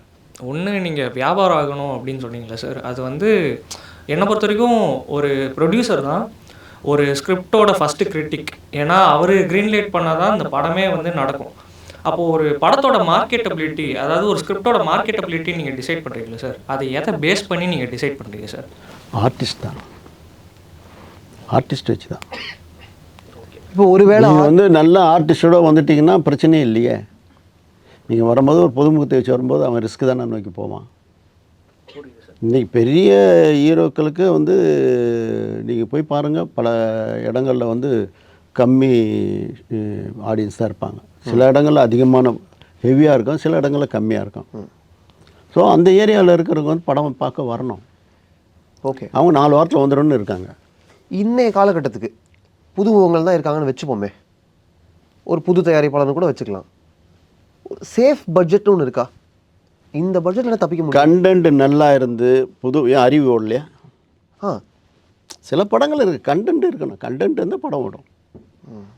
இந்த லப்பர் பந்து போட்டுச்சு இல்லை, யாருமே வாங்கலை, அந்த படம் தேட்டரில் வந்தது ஓடிச்சு. அந்த மாதிரி சில அதை கண்டென்ட் நல்லா இருக்கணும். அதில் பாட்டுகளும் கதைகளும் எல்லா காட்சிகளும் எல்லாமே சரிசமமாக இருக்கணும். சச்சின் படம் பாருங்கள், எல்லாமே கலந்த ஒரு சுந்தர கலவையாக இருக்கும். பாருங்கள் எப்படி இருக்க போகுது. ஆனால் நாங்கள் ஏற்கனவே பார்த்த படம் தானே. 5 வயசு பையன் பார்த்துருக்க மாட்டான். இல்லை அது அவனுக்கு 25 வயசு. இல்லை அது கரெக்டு. 10 வயசு பையன் பார்த்துருக்க மாட்டான், அவனுக்கு 30 வயசு. இன்றைக்கி அவருடைய ரசிகர் கூட்டம் ஹெவியாக இருக்குது. இந்த படத்தை நிறைய பேர் பார்த்துருக்க மாட்டாங்க. இந்த 30 வயசுக்குள்ளே இருக்கிறவங்க வந்து பெரும்பாலும் 75% 80% பார்த்துருக்க மாட்டாங்க. அவங்களுக்கு ஒரு கொண்டாட்டமாக இருக்கும் நிச்சயமாக. அதுக்கப்புறம் இவ்வளோ நாள் பார்த்த படங்களே இது ஒரு என்டர்டெயின்மெண்ட்டாக இருக்குது. இது மாதிரி அவர் நடித்து இவ்வளோ கலாட்டா அவ்வளோ ஜாலியாக இருக்கிறது கிடைக்காது. தேட்டரில் வந்து அவ்வளோ கொண்டாடுவாங்க எல்லாருமே, எல்லா மக்களும். சார் இன்னொரு கேள்வி என்ன அப்படின்னா, ஆக்சுவலாக வந்து இண்டஸ்ட்ரி மாறிக்கிட்டு தான் இருக்குது. இண்டஸ்ட்ரி இவ்வளோ எவால்வ் ஆகும்போது ஆனால் ஒரு விஷயம் வந்து மாறாமல் இருக்கிற ஒரு விஷயம் வந்து பல காலங்களாக இந்த கதை திருட்டு அப்படின்ற விஷயங்கள்லாம் மாறாமல் இருக்குது. இப்போது இதில் இருக்கிற ஒரு முக்கியமான விஷயம் என்ன அப்படின்னா, இப்போ இண்டஸ்ட்ரியில் இப்போ ப்ரொடியூசரை வந்து ஒரு ரைட்டர் டேரக்டர் அப்ரோச் பண்ணது பல விதம் இருக்கலாம். இப்போ நீங்கள் கதை கேட்குறது அப்படின்ற மாதிரி ஒரு விதம் சொன்னீங்க. ஒரு சிலர் வந்து ஸ்க்ரீன் ப்ளே சப்மிட் பண்ணுவாங்க, ஒரு சிலர் வந்து சினாப்சிஸ், பிச் டெக்கு அதெல்லாம் சப்மிட் பண்ணுற பழக்கங்கள் இருக்குது. இதை எப்படி ஸ்டாண்டர்டைஸ் பண்ணலாம் ஸோ தட் 2 சைட்லேயும் வந்து சாதக பாதகம் இல்லாமல் சேஃபாக டிரான்ஸ்பரண்ட்டான ஒரு மெத்தடு கொண்டு வர முடியும் சார்? அதாவது தம்பி, இதுக்கு வந்து விடைன்றதை விட நான் இதுக்கு முன்னாடி சொன்னது தான். நல்ல கதை இருக்கணும், கதைக்கேற்ற கதாபாத்திரங்கள், ஹீரோ ஹீரோயின் இருக்கணும், டெக்னீஷியன் இருக்கணும். அதுக்கப்புறம் அவங்க ரிலீஸ் ஆகும்போது எந்த பெரிய படங்களும் ரிலீஸ் ஆகாமல் இருக்கக்கூடாது.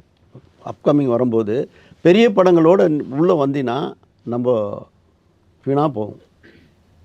அதெல்லாம் பார்த்து தான் தெரியும். இப்போ எத்தனையோ பேர் வந்து என்கிட்ட வருவாங்க, எந்த படமும் ரிலீஸ் ஆகாதும்போது நான் சொல்கிற தேதி ரிலீஸ் பண்ணு இப்படின்னு சொல்லி கமெண்ட் பண்ணி அனுப்பேன். இப்போ நேற்று கூட ஒருத்தர் வந்து ஜோரா கையை தட்டுங்கன்னு யோகி பாபு ப்ரொடியூசர் ஹீரோவாக வச்சு பண்ணாங்க. இப்போ அவசரப்படாத, இப்போ குட் பேட் அக்லி ரிலீஸ் ஆகிருக்குது. ஸோ அடுத்த வாரம் இல்லை 2 வாரம் கம்பல்சரியாக போயே தீரும். அப்போது நீ அடுத்த வாரமே நீ இறங்குனீன்னா நீ பாதிக்கப்படுவ. இதுதான் நான் சொல்கிறது. வணக்கம் சார். என் பேர் கணேஷ் ராஜா. நீங்கள் ஆஸ் அ ப்ரொடியூசராக சில விஷயங்கள் இப்போ சொல்லியிருந்தீங்க சார். கதை கேட்குற விஷயங்கள்லாம் ஸ்டோரியை வந்து ஃபுல்லாக நரேஷன் கேட்டுட்டு தான் நான் வந்து அதை ஓகே பண்ணுவேன்னு சொல்லியிருந்தீங்க. எல்லா கதைகளையும் வந்து கம்ப்ளீட்டாக நரேட் பண்ண முடியும் அப்படின்ற ஒரு சில கதைகள்லாம் பார்த்தீங்கன்னா இப்போ ஹைப்பர் லிங்க் ஸ்டோரியாக இருக்கும், நான் லீனியராக இருக்கும். அந்த ஸ்டோரியை வந்து நரேட் பண்ணுறப்ப அந்த ப்ரெசன்டேஷன் சம்டைம் மிஸ் ஆகும். ஆனால் விஷுவலாக நம்ம ட்ரீட் பண்ணுறப்ப அந்த எடிட்டிங் டேபிளுக்கு போய்ட்டு வந்ததுக்கப்புறம் அதோட இம்பேக்ட் நல்லாயிருக்கும். அந்த மாதிரி கதைகளை வந்து நீங்கள் எப்படி சார் எப்படிப்பா அதை உறுதியாக சொல்ல முடியும்? எடிட்டிங் டேபிளில் போய் பண்ண முடியுன்றது எப்படி சொல்ல முடியும்? ஒரு உதாரணம் நான் சொன்னேன். ஒரு படம் எடுத்துருக்கிறாரு, ஆனால் இளையராஜாவுக்கு திருப்தி இல்லை. உடனே எடிட்டர் லெல்லின் சாரை கூப்பிட்டு இதை கொஞ்சம் கரெக்ட் பண்ணி கொடுப்பான்றாரு. அவர் அதை கரெக்ட் பண்ணார். அந்த படம் பெரிய ஹிட்டு. அந்த ஹீரோவும் பெரிய டைரக்டர் ஆனார், அந்த டைரக்டரும். இதெல்லாம் இருக்குது. ஆனால் எப்படி சொல்ல முடியும்? நீங்கள் சொல்கிற கொஸ்டின் வந்து இது தேவையில்லாத ஒன்று. எப்படின்னா அத்திப்புத்தா மாதிரி ஏதாவது ஒரு நேரத்தில் நடக்கலாம் எப்போது. ஆமாம், அதுக்காக ப்ரொடியூசர் பலியாகக்கூடாது கூடாது இல்லையா? இல்லை சார், அந்த மாதிரி கதைகள் வச்சுருக்கப்போ நம்ம என்ன மாதிரி அந்த மாதிரி கதையை நீ இப்போ திங்க் பண்ணாத. அது திங்க் பண்ணால் நீயே ரிஸ்க் எடுத்துக்கிற மாதிரி, நீயே சொந்தமாக படம் பண்ணி அந்த மாதிரி பண்ணு, தப்பே கிடையாது. அப்போ அது ஓன் ரிஸ்க் தான் எடுக்கணும். ஓன் ரிஸ்க் தான் எடுக்கணும். நெக்ஸ்ட் சார் வணக்கம். ரொம்ப மகிழ்ச்சி உங்களை சந்திச்சதில். என் பேர் தமிழண்டா ரமேஷ்.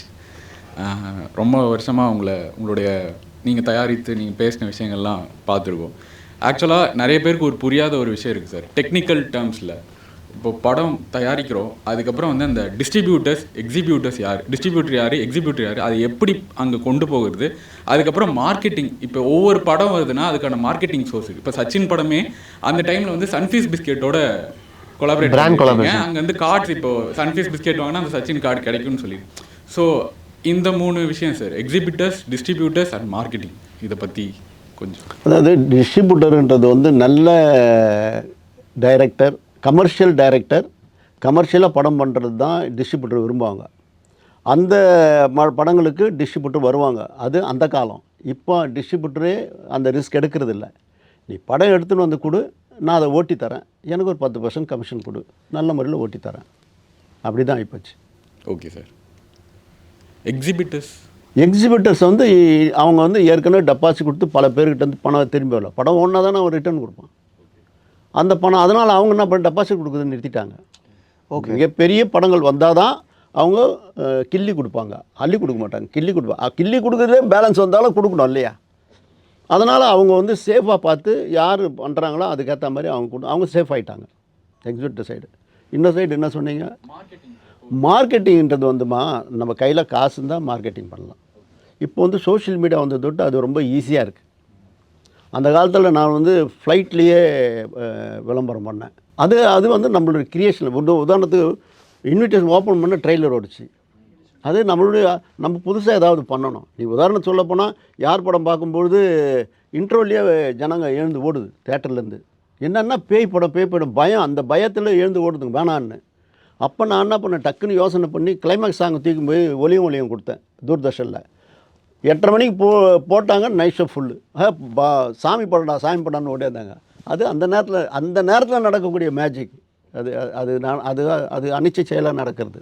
இப்போது அவர் சொன்ன ஒரு முக்கியமான பாயிண்ட் என்னென்னா, என்னோடய ஸ்கூல் டைரியிலே இருக்கும், சச்சின் ஸ்டிக்கர்ஸ்லாம் இருக்கும். ஒரு பிராண்டு கூட கொலாபரேட் பண்ணுறதுன்றது நம்ம பாலிவுட் படங்கள்லாம் நிறைய பார்க்குறோம்.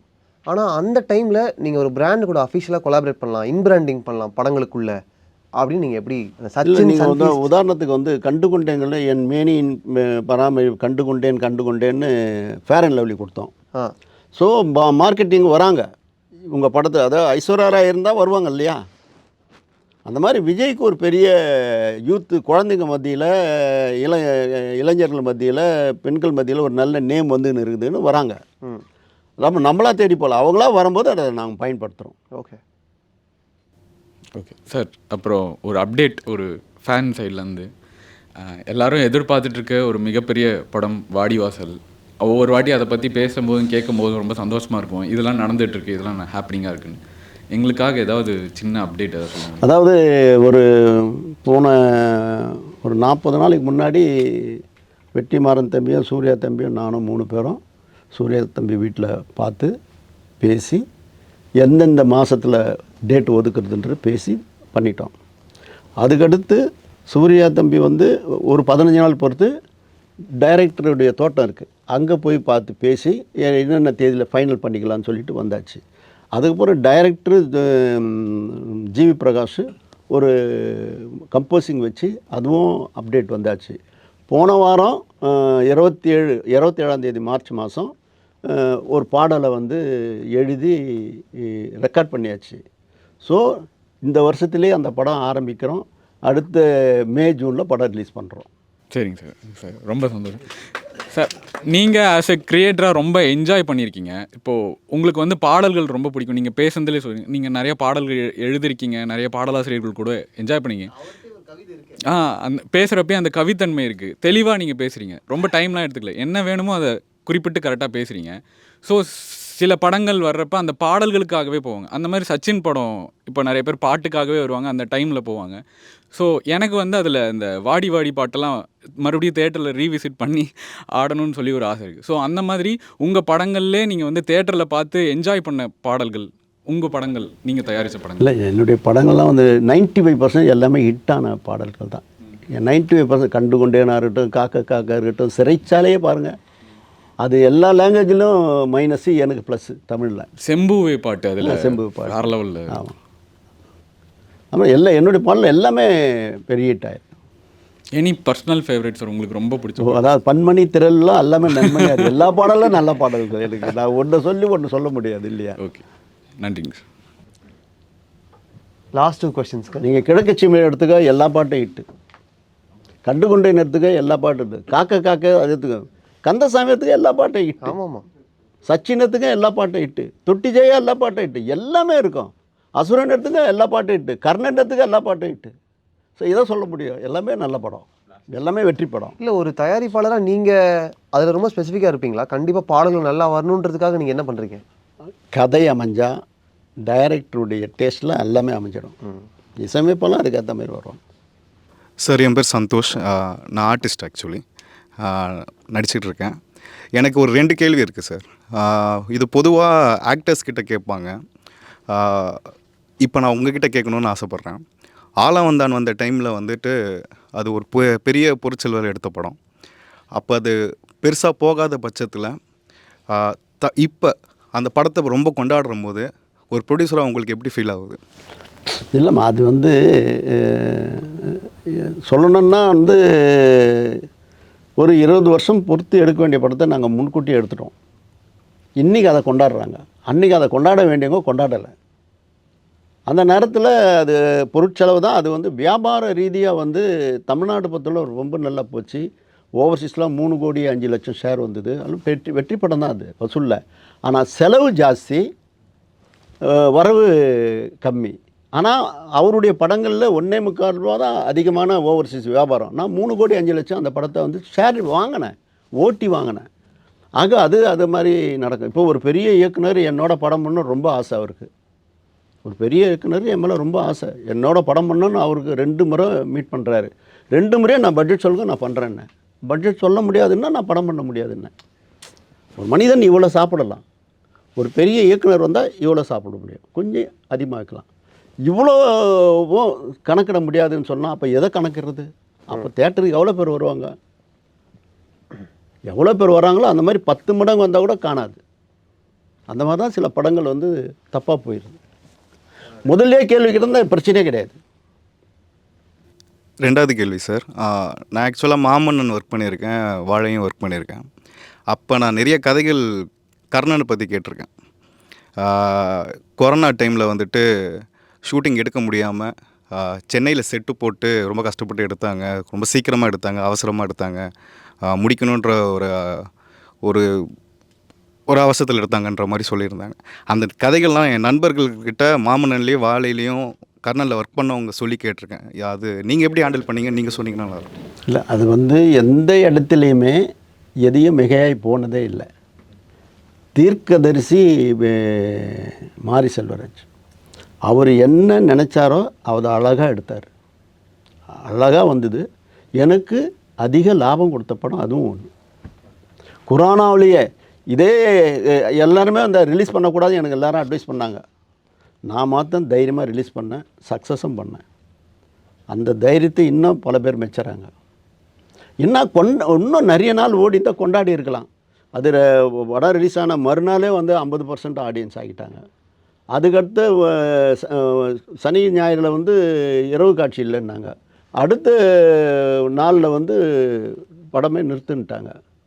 ஸோ குறைந்த ஒரு 7 நாள் 5 நாள் 6 நாள் ஓடி அவ்வளோ பெரிய வசூலை கொடுத்ததுன்னா அது கரெக்டாக அந்த கொரோனா இல்லைன்னா மிகப்பெரிய கொண்டாட்டமாக இருந்திருக்கும்.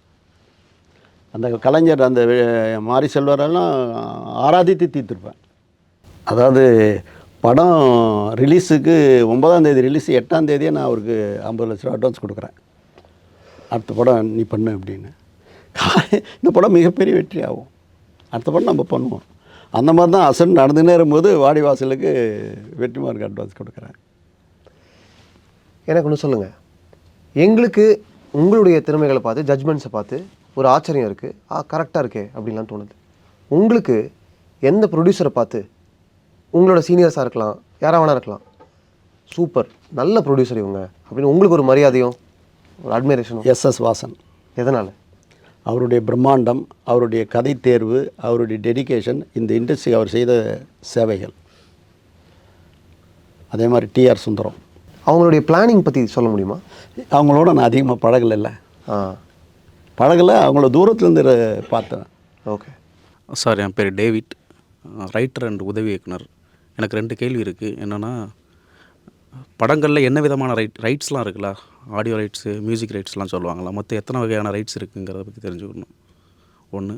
2வது, மலையாள சினிமாக்கள் அப்புறம் ஃபாரின் ஃபிலிம்ஸில் வந்து ரைட்டரை வந்து கொலாபரேஷன் பண்ணுறாங்களா டேரக்டர்ஸ், அது தமிழ் சினிமாவில் ரொம்ப கம்மியாக இருக்குது. அதை பற்றி நீங்கள் என்ன, அது நடக்கணும்னு நான் நினைக்கிறேன், பட் அதை பற்றி நீங்கள் என்ன நினைக்கிறீங்க? இப்போ வந்து ரைட்ஸு எத்தனையோ வகை இருக்குது. அந்த ரைட்ஸு உங்களுடைய படைப்புக்கு எந்த வகையில் பயனடைன்னு சொல்லுங்கள், நான் சொல்கிறேன். இருந்தாலும் நான் சொல்கிறேன்.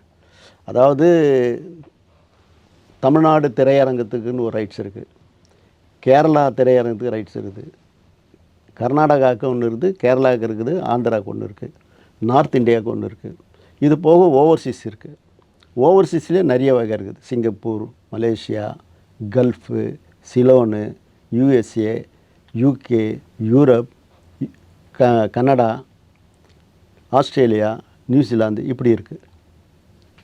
ஆடியோ ரைட்ஸ் இருக்குது, இந்தியன் ஆடியோ ரைட்ஸ் இருக்குது, ஓவர்சீஸ் ஆடியோ ரைட்ஸ் இருக்குது, சேட்டலைட் ரைட்ஸ் இருக்குது, டிஜிட்டல் ரைட்ஸ் இருக்குது. அப்புறம் இப்போது எனக்கு என்ன இதில் ஒரு கேள்வி இருக்குன்னா, இவ்வளோ இடங்களுக்கும் இவ்வளோ பிளாட்ஃபார்ம்ஸுக்கும் கரெக்டாக கண்டென்ட் டெலிவர் ஆகணும்ல. ரிலீஸை ஒட்டி எல்லோரும் டேரக்டர்கிட்ட கேட்பாங்க, ரிலீஸை ஒட்டி உங்களுக்கு எப்படி இருக்கும், ப்ரெஷர் இருக்குமே, இது கரெக்டாக எடுத்துப்பாங்களா மக்கள், என்ன ஆக போகுதுன்ற கேள்வியெலாம் ஓடுமே அப்படின்னு.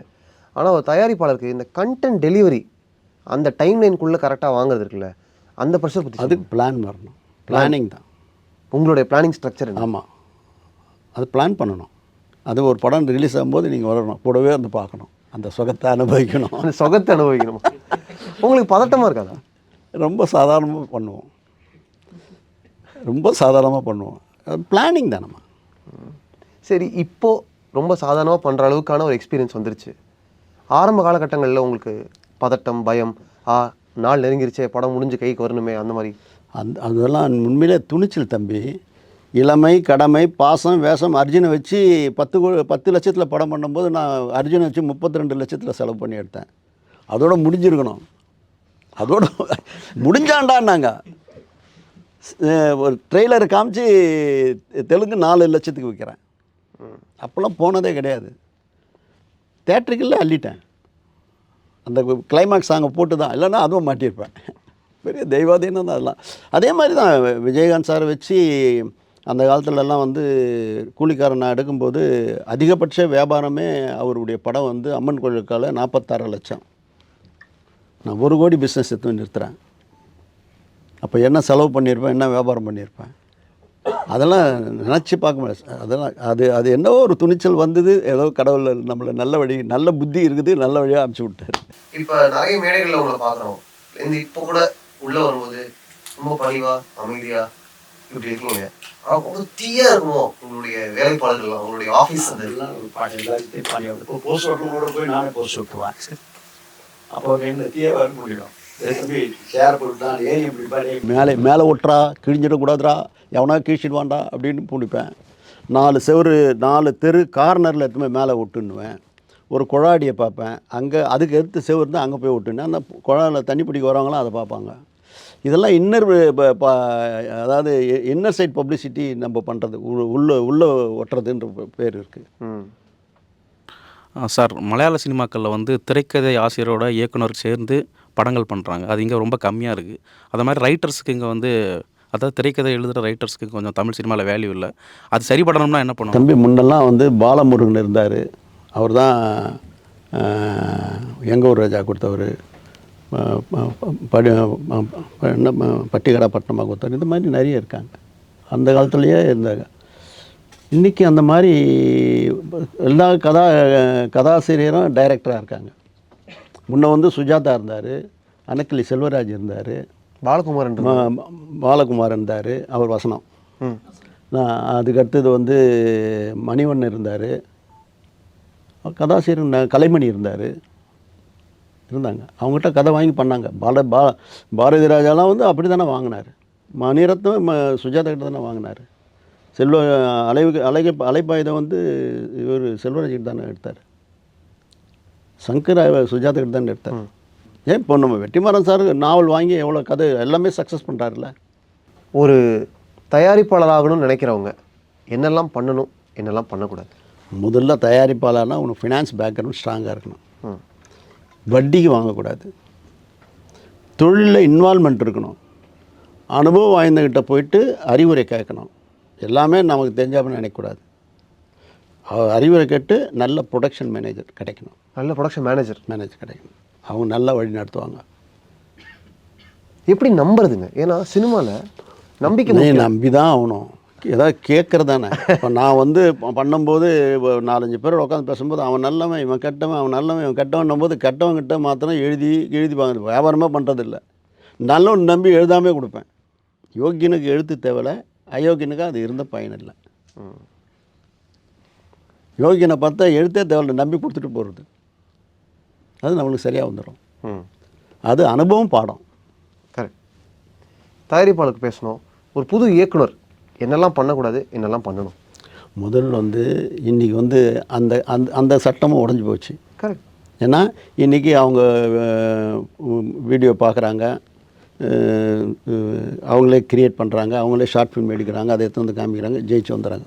அதாவது அனுபவமே இல்லாத ஜெயிச்சு வந்துடுறாங்க. கிரியேஷனில் முறையாக ஒரு நல்ல டைரக்டர்கிட்ட அடிப்படையிலிருந்து எல்லாமே ஒரு ஒரு படம் 2 படம் நல்லா கூடவே இருந்து தயாராகி வந்தாங்கன்னா அந்த அனுபவம் அந்த அவங்களுக்கு நல்லது, அதை அவங்களுக்கு கொடுக்குற தயாரிப்பாளருக்கு நல்லது. உங்களுக்கு இந்த ஹோல் சினிமா வாழ்க்கை கற்றுக் கொடுத்த ஒரு முக்கியமான லெசன் அது என்னங்க? அதாவதுமா லெசன்ன்றதை விட நீ எதையுமே வந்து உண்மையாக இரு, உணர்வுபூர்வமாக இரு, சத்தியமாக இரு, சத்தியத்தை கடைபிடி, வாழ்க்கை நல்லாயிருக்கும்.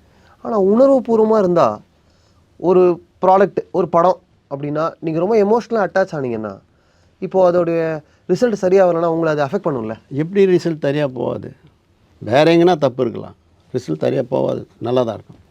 நீ அதாவது நீ வந்து ஒரு அசுரனோ கர்ணனோ எடுத்துக்கிட்டீங்கன்னா அதில் உண்மையாக இருக்கும், உணர்வாக இருக்கும், ரெண்டும் கலந்த சுந்தர கலவை தான் அது. ரொம்ப ரொம்ப நன்றி. Thank you so much. மகிழ்ச்சி. நிறைய எல்லாருக்கும் நன்றி. நீங்கள்லாம் நல்லா பிரமாதமான உங்களுக்கு எதிர்காலம் இருக்குது. இந்த எதிர்காலத்தை நீங்கள் வந்து சரியான முறையில் பயன்படுத்துங்க.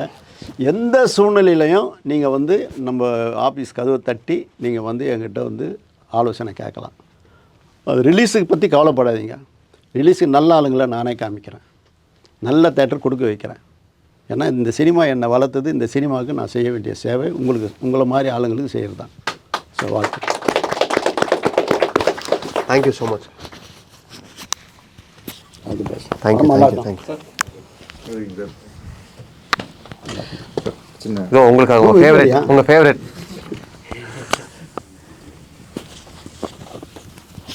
ஓனர் வந்து செந்தில் வந்து எனக்கு ரொம்ப நண்பர். அவர் வந்து முதல்ல வந்து டிடிஎஸ் சவுண்டு முதல் நான் 95ல் அவரை வந்து லாஸ் வேகாஸில் ஒரு பெரிய கண்காட்சி அதில் சந்திக்கிறேன். ஒரு ஜோனா போய் மாட்டி இப்படி நடந்து வருவார். அவர் பார்ப்பேன். அவர் அப்போ அங்கே வந்து நான் வந்து வீடியோ கேமரா செலக்ட் பண்ணுறேன். அவர் வந்து டெக்னிக்கலாக டிடிஎஸ்ஸை வந்து உரிமை வாங்கின்னு வர்றாரு. முதல் படம் சிறைச்சாலை நான் தான் தரேன். மைக் அவருக்கு சிறைச்சாலை படம் முதல்ல அவருக்கு நான் தான் தரேன். அதுக்கடுத்து ஆவிட் எடிட்டிங் வாங்கிட்டு வர்றாரு. கண்டு கொண்டேனுக்கு நான் தான் முதல் பர்ச்சேஸ் பண்ணுறேன் ஆவிட் எடிட்டிங். 3வது அவர் வந்து கியூப் எடுத்துன்னு வர்றாரு. கியூப் எடுத்துன்னு கந்தசாமிக்கு நான் தான் பிரிண்ட்டு கொடுத்து அதை டெஸ்ட் எடுக்கிறேன். இப்படி இதனுடைய வளர்ச்சியில் என்னுடைய ஆசீர்வாதமும் பங்களிப்பும் கூடவே இருக்குது. நாங்கள்லாம் ரொம்ப க்ளோஸாக இருப்போம்.